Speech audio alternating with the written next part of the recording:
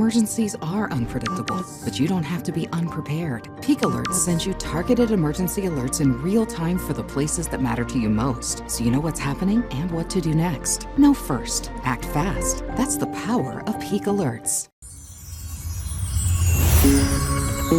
All right, my friends, the next in a series of waves coming in from the west here. Cold fronts moving across the area this afternoon.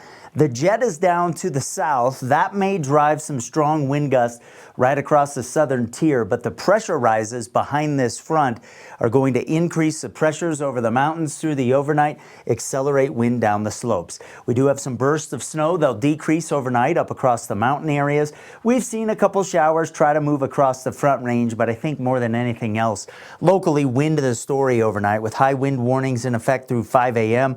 across the southern tier and a little bit later into Thursday morning up across the Pikes Peak region and up across the Palmer Divide. Specifically, I think the areas along and west of I-25 are at the biggest risk for what will be some gusts here. And on the large scale, you don't really see them. We've kind of been talking about this over the last 24 hours. The strongest wind gusts have been more localized, kind of up against the hills. And so I'm going to zoom in here. We've been doing a lot of focus over the last day across the mountain southwest of Pueblo. So I'm going to focus here on the Pikes Peak region up into Douglas County here overnight tonight. And once we move past about 10 o'clock, the wind is really going to pick up. That's when we could see some gusts between 60 and 75 miles per hour in these areas.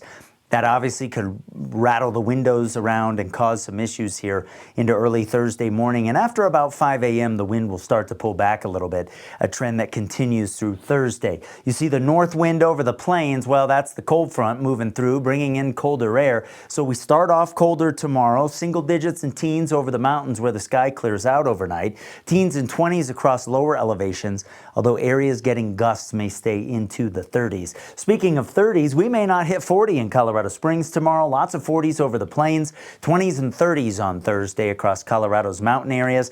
And it's one more day here of westerly wind. You see the north flow behind the front.